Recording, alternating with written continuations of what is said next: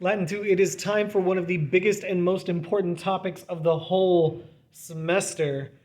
And yet, it's not subjunctives. I know. I went on a lot about subjunctives as I was talking about subordinate clauses, and this is a subordinate clause, but for some reason it's not subjunctive. I don't super understand why this isn't subjunctive, but I, of course, am talking about what you see right here, the indirect statement. And the indirect statement is very much related to something that we did talk about already, the indirect question, in as much as both of them are reported speech. Reported speech. And if you already got like a handle down on the indirect question, you might be surprised because that does use subjunctives. And in fact, there's another kind of reported speech called the indirect command that we're going to learn later on that also uses the subjunctive. But for some reason, the indirect statement does not use the subjunctive to show reported speech. Instead, it uses something called accusative infinitive construction. That is to say that you're going to have, well, in your main clause, you're going to have a verb that can report speech. This is very similar, almost identical to the indirect question. You're going to have a verb of thinking, speaking, or perceiving. Or if you want to think of it like the term that I used that I stole from the other video maker, above the neck verbs, right? Thinking, speaking, perceiving, something that you do with your head, right? Something that can report the speech. The only difference between an indirect statement and an indirect question is actually that there's more verbs you can use to report a statement than a question. So you actually have a broader range of them, all right? And then in the subordinate clause itself, instead of having some specific word that begins the clause and a subjunctive verb, you're going to have an accusative subject and an infinitive. That's the accusative infinitive construction bit, is the subject, not of the whole sentence, just of the indirect statement will be accusative. And the verb, not the main verb, but the verbal idea of the indirect statement will be an infinitive. I don't know if this makes sense to you guys, but hopefully it will when I show you examples. So let's look at some. Here's a real simple one. Ashlyn says that she does not like coffee. All right? I've got a main clause here, which is just these two words at the beginning. Ashlyn says. Says is a verb of speaking, totally works. That can report speech. And then everything that follows is the reported speech. Ashlyn says that she does not like coffee. Now you notice I put the word that in there. Ashlyn says that she does not like coffee. There's no word in here that is being translated as that. It's just a common way that we start the indirect statement in English, all right? And in fact, you don't even have to have it. You could just say Ashlyn says she does not like coffee, and we would understand that, there's a that implied in the middle. But there's no word in Latin that translates as that. It's one of the most common mistakes when people are doing composition work, is they'll take a sentence in English that has a that in there, and it's an indirect statement that, and then they'll put a word that means that in Latin, and it's like, nope, indirect statements don't get that. It's just going to flow straight from your verb of speaking or whatever verb you happen to use into the indirect statement itself with your accusative subject and your infinitive. And I've got these words underlined in purple because that is, in fact, my accusative subject. And in this particular example, it happens to be the reflexive pronoun say. Reflexive because it refers back to Ashlyn, who is the subject of the main clause as well. And then my infinitive is amare, right? Nice simple verb. We all know that one, or rather not verb, but infinitive. So Ashlyn says that she does not like coffee. Now you notice coffee is also in the accusative here, but that has nothing to do with the indirect statement. Coffee is in the accusative because it's the direct object of like, or in this case, not like. You're going to have other nouns sometimes in your indirect statement, and they're going to be whatever case they would normally be. Accusative if you need an accusative, but they could be genitive or dative or ablative, whatever you need. The only thing they can't be is nominative. They can't be that because a nominative would be a subject, and instead of a nominative subject, you're going to get an accusative subject, okay? Now, you'll notice that before I go into any other examples, you'll notice I used a present tense verb, all right? And I've used a present tense infinitive. Ashlyn says she does not like coffee. But you actually can use any kind of infinitive. It doesn't have to be a present tense one. Neither does this have to be present tense. Any tense of verb can bring on an indirect statement if it's a verb of thinking, speaking, or perceiving. And for that matter, when you use your infinitive, like I said, it doesn't have to be present tense. It depends on what you want to say. I mean, like if I change this example down here, you'll notice that I still used a present tense infinitive, but I used a perfect tense verb. And if I translated this in the perfect instead of the present, it would say, Ashlyn said that she didn't like coffee. And you notice I changed this translation a bit too. I said, Ashlyn said that she didn't like coffee. I've made them both sound like they're in the past. That's because the present tense infinitive doesn't mean that it's happening right now. It means that your indirect statement happens at the same time as your main verb. If your main verb is in the present, then it's all present. If your main verb is in the past, then it's all past. It just means they go together. They're happening at the same time. This is like participles, right? Present participles happen at the same time as the main verb. If you want your participle to happen before or after the main verb, you have to use future or perfect participles. And that's the same with infinitives in an indirect statement. So let's check this example out over here. I still have Ashlyn said as my main clause, and I still even have the same reflexive pronoun as the subject, but it's a different sentence, right?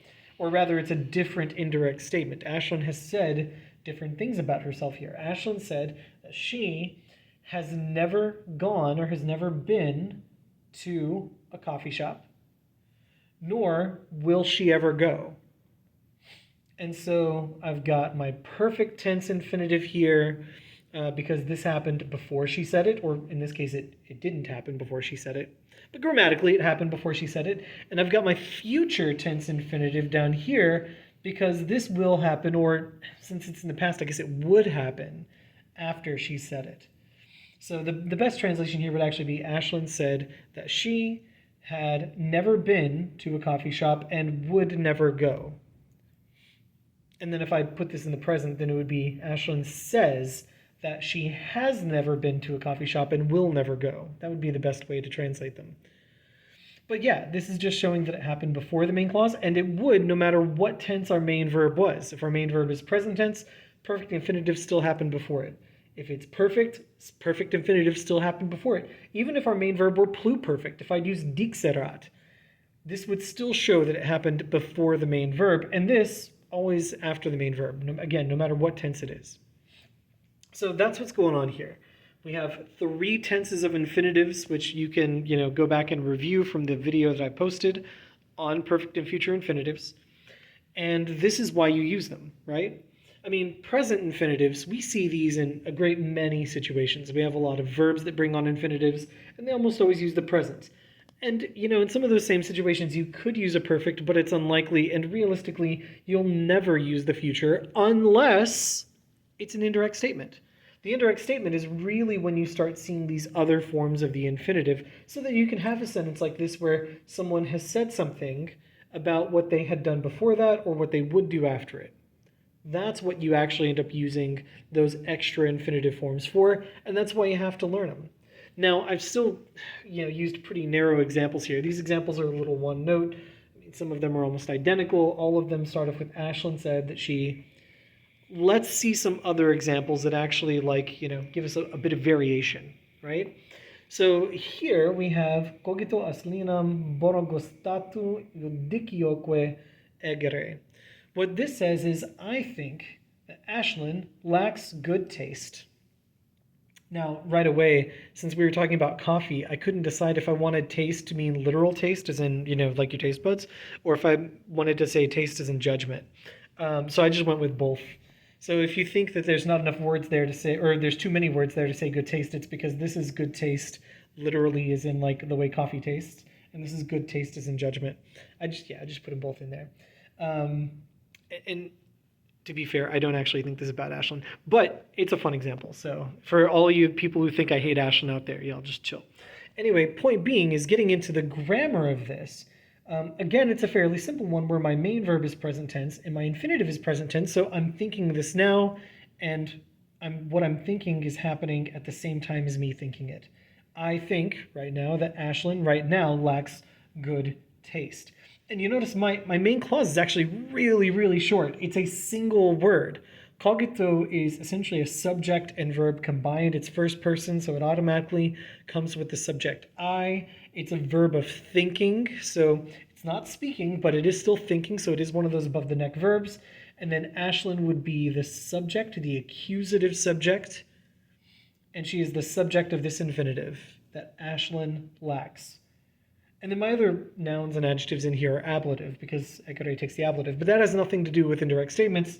That's just a fun fact about egere. The bits that actually have to do with the indirect statement are my verb of thinking, accusative subject, and my infinitive. All right. Now, just like some of the other subordinate clauses, it could be a really simple example like this or like one of those, but you can definitely have more complex sentences as well that still include an indirect statement, and it doesn't change anything about how the indirect statement works. It's just a more complicated sentence. So like, let's take this example. What it says here is, well, number one, that should be a question mark because I'm asking a question. Clearly, if my first word ends with the enclitic ne, but I forgot to put a question mark. So in this one, you actually need the ne to know it's a question, just like a Roman sentence. Did I really forget a question mark, or was I making you read this like a Roman? Let's go with that one. Anyway, but yeah, so the question that's being asked here is it possible for me to trust a girl, all right, when she believes, and there's my she, it's that woman, when that woman, or that girl, when she believes that, there's not a word that here because I'm going into my indirect statement, when she believes that the taste of coffee is similar to dirt or is like dirt. Is it possible for me to trust a girl when she believes that the taste of coffee is like dirt? This is definitely a more complex sentence, but it's not because there's anything super weird happening with the indirect statement. It's because our verb of thinking, which is credat, believes, is not the main verb of the sentence. It doesn't have to be the main verb of the sentence. What's going on here is that my main verb is potest, and there's also an infinitive up here, but it has nothing to do with the indirect statement. Potest just takes infinitives, right? Is it possible to trust? All right, and there's actually nothing in the main clause that interacts with my indirect statement in any way, but my main clause has a cum clause following onto it. And the verb in my cum clause, which is subjunctive, as they should be when they're cum clauses, is a verb of thinking. And so even though it's a subjunctive verb and even though it's not the main verb, it's still a verb of thinking, and that can report speech, right? Reported speech is just, the thing that the person said or thought, or in this case, believes. And the thing that she believes is that coffee, or the taste of coffee, is like dirt. Fun fact, she actually does believe that. I didn't make that one up. She actually said it. Do I hate her for that reason? No, I don't. Actually, I really don't, but I like coffee, I do. I think you guys know this.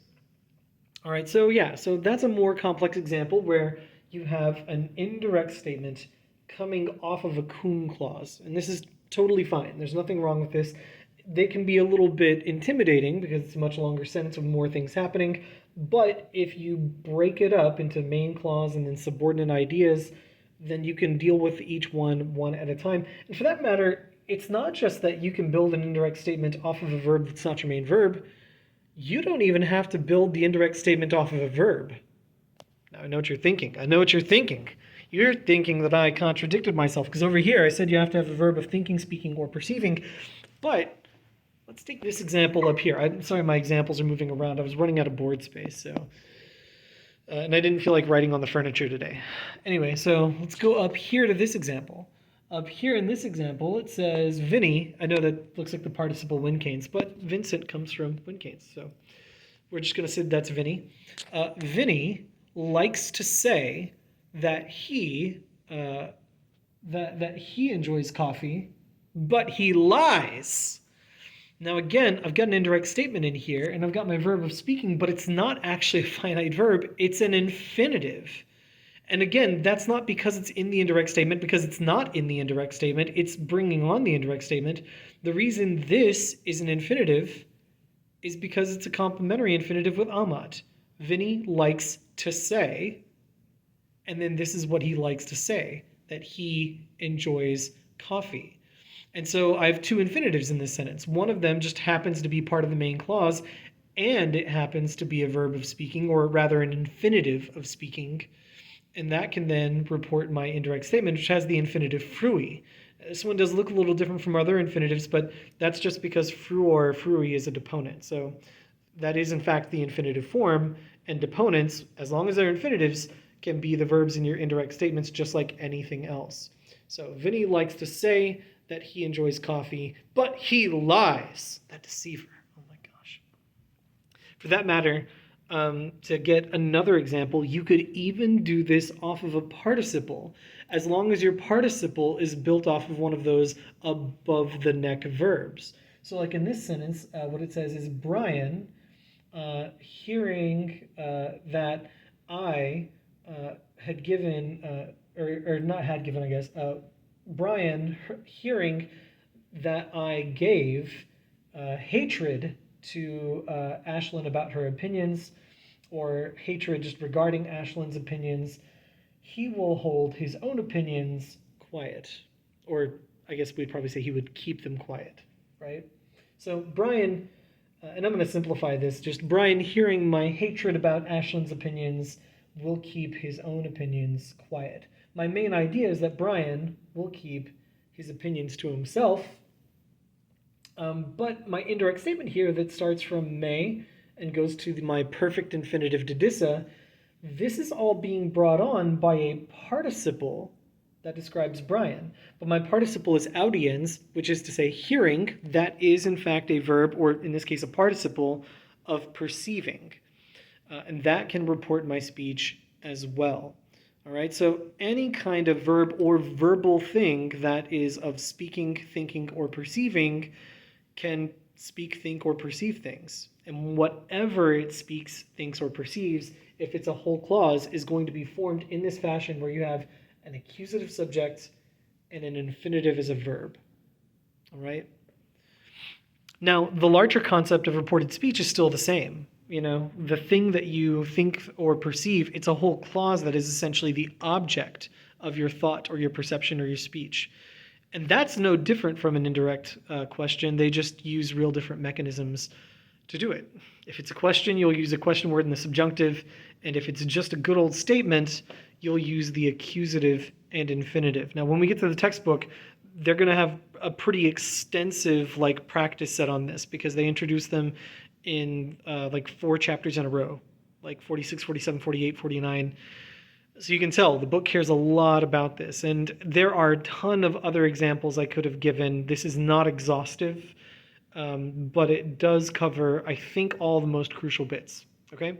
We'll get a lot of practice with it, and I'm sure you'll have a lot of questions about it. And I'm going to make you use it in a composition as well. So we have plenty to go on this. But of course, as always, if you have questions, reach out to me.